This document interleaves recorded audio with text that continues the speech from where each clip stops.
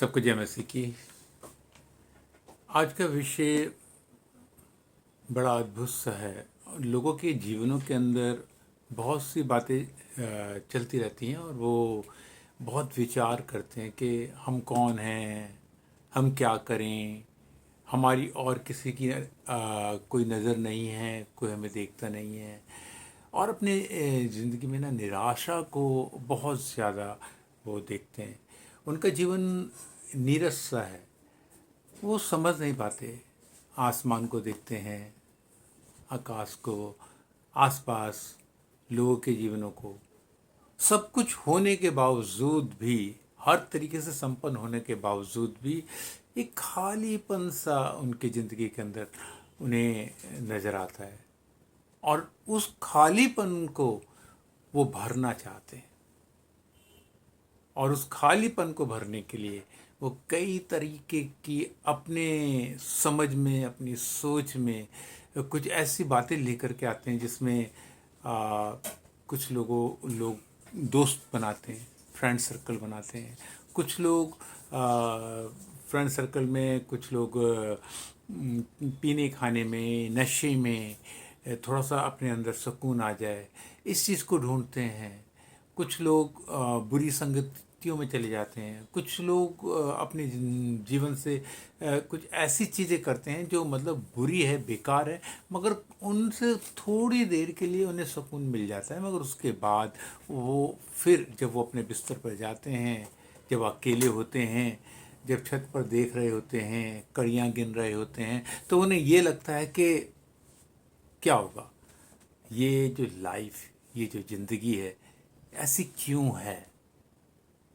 क्या हमारा सृजनहार, जो हमारा रचयिता है, क्या उसने हमें ऐसा बनाया? हमें जो रचने वाला है, उसने क्या हमें ऐसा रखा है? ऐसा बिल्कुल नहीं है। परमेश्वर, वो परम प्रधान पिता, जिसने हमें रचा है, जिसने हमें बनाया है, ऐसा नहीं बनाया है। ये तब हुआ जब वो परमेश्वर की, परमपिता परमेश्वर की उन इच्छा के विरोध में चला गया, जब उसने उस आज्ञा का उल्लंघन कर दिया, जब उसने उस चीज़ को नहीं समझा, नहीं जाना, जहाँ वो रहा करता था, जहाँ पर संपन्नता थी, जहाँ पे कोई घटी नहीं थी, कोई कमी नहीं थी, उस स्थान को, उस जगह को जहाँ पे भरपूरी थी, उसने उसे खुद ही ठुकरा दिया। और जब से उस परम पिता परमेश्वर ने उसको उस स्थान से बाहर निकाला, तब से वो खालीपन उसके अंदर बना हुआ है। मैं बात कर रहा हूँ पवित्र शास्त्र बाइबल की। जब हम पवित्र शास्त्र बाइबल की किताब, उसकी उत्पत्ति के अंदर जब हम पढ़ते हैं, तो उसमें लिखा है कि परमेश्वर ने आदम को जब अपने स्वरूप, अपनी समानता में बनाया, तो उसको इसलिए बनाया था ताकि वो उसके साथ संगति में बना रहे, उसके साथ उसकी इच्छाओं को पूरा करने वाला ठहरे। और हम देखते हैं कि वो ऐसा कर भी रहा था। और जब वो उल्लंघन में चला गया, जब वो उस बुराई में चला गया, पाप में चला गया, तो उसको उस जगह को छोड़ना पड़ा, क्योंकि वो स्थान, वो जगह, वो पाक थी, पवित्र थी, वो शुद्धता थी। वहाँ पर बुराई वास नहीं कर सकती थी, वहाँ पे झूठ वास नहीं कर सकता था, वहाँ पे कोई लालच वास नहीं कर सकता था। और इस कारण से उसको वहाँ से बाहर निकाला गया।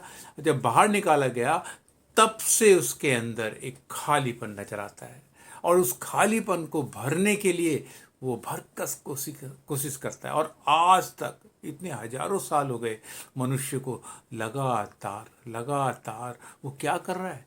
वो उस खालीपन को भरने की कोशिश कर रहा है, क्योंकि वो अपनी समझ से कर रहा है, अपनी बुद्धि से कर रहा है।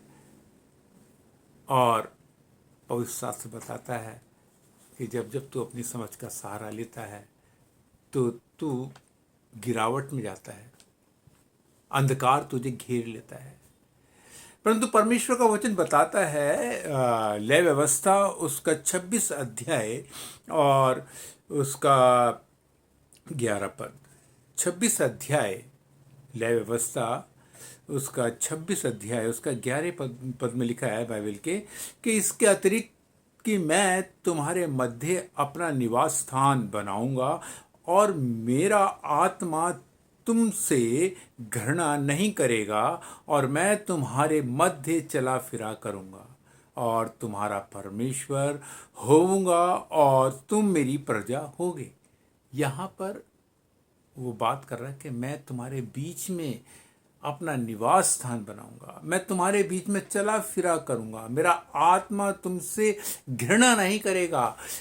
कब कब घृणा नहीं करेगा? इसीलिए व्यवस्था की इसकी 26 आयत और उसके तीसरे पद के अंदर वो कहता है कि 26 अध्याय की तीसरी आयत में कहता है, यदि तुम मेरी विधियों पर चलो और मेरी आज्ञाओं को मानकर उनका पालन करो, तब तब उसका आत्मा हमारे बीच में निवास करेगा, वास करेगा, और तब वो हमें आभास कराएगा कि वो खालीपन जो तेरे अंदर आ गया है, उस खालीपन को मैं कैसे फुलफिल कर सकता हूँ। इसी बात को परमेश्वर के दास संत पौलुस ने एक बार बोला कि क्या क्या क्या तुम नहीं जानते कि तुम पवित्र आत्मा का मंदिर हो? तो इस देह को जिसको परमेश्वर ने बनाया अपने हाथों से, वो कहता है मैं वास करना चाहता हूँ। तो यहाँ पर जो बात कर रहा है, कहता है कि मैं तुमसे घृणा नहीं करूँगा। फिर घृणा नहीं करूँगा, क्यों नहीं करूँगा?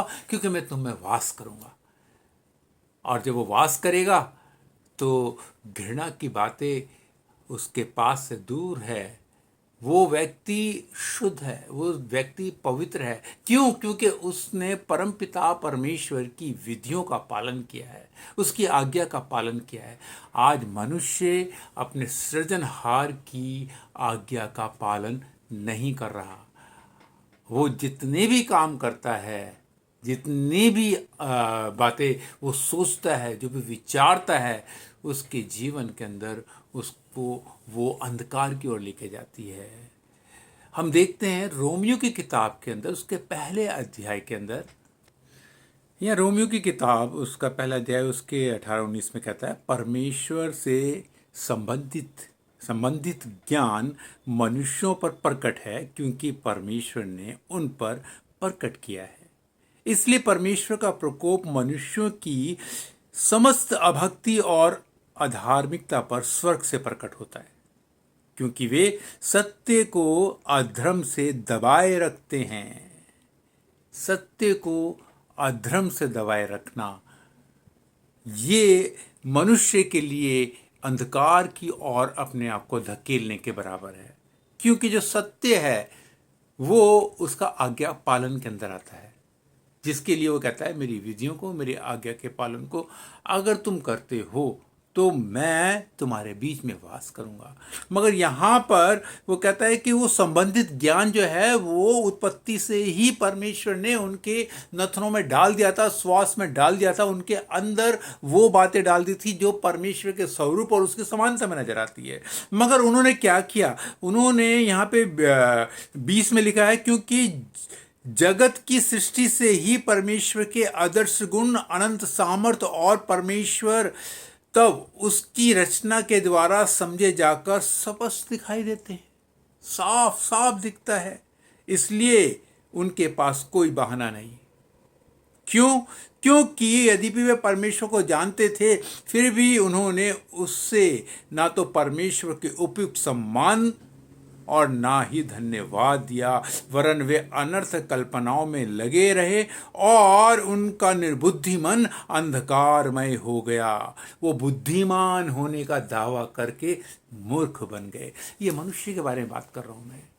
जब उन्होंने अपनी बुद्धि को लगाया तो वो फल खा लिया था जिसके लिए मना किया था, और वो अपने आप को बुद्धिमान समझ करके मूर्ख बन गए, अनर्थ कल्पनाओं में चले गए। और जब अनर्थ कल्पनाओं में चले गए तो वो क्या बन गए? वो उस स्थान पर आ गए जहां पर वो अपनी जिंदगी में, अपने जीवन में खालीपन को देख रहे हैं। आज मनुष्य अपने जीवन में चाहे जितना भी कमा ले, चाहे जितनी भी जागीर कर ले, चाहे हर तरीके से सब कुछ अच्छे से हो जाए, मगर उस खालीपन को केवल प्रभु यीशु के अलावा कोई और भर नहीं सकता। प्रभु यीशु मसीह के अलावा, पिता के अलावा, उस स्थान को जो आदम के अंदर, जो मनुष्य के अंदर आज खालीपन है, उस खालीपन को केवल और केवल सिर्फ वही परम प्रधान परमेश्वर, उसका बेटा प्रभु यीशु, वो भर सकता है। इस दुनिया में कोई नहीं है जो उस खालीपन को भर दे। आप जितने भी कुछ कर लें, कुछ भी बन जाएं, मगर उस खालीपन के लिए आप हमेशा तरसते रहेंगे। अपने सृजनहार को, उस सत्य को, प्रभु यीशु ने कहा, तुम सत्य को जानोगे और सत्य तुम्हें आज़ाद कर देगा, और वो जब आज़ाद कर देगा तो तुम उसकी समीपता में आ जाओगे, निकटतम आ जाओगे, और उस खालीपन को अपनी ज़िंदगी में भरता हुआ देखोगे। हालेलुया, जय मसीह की।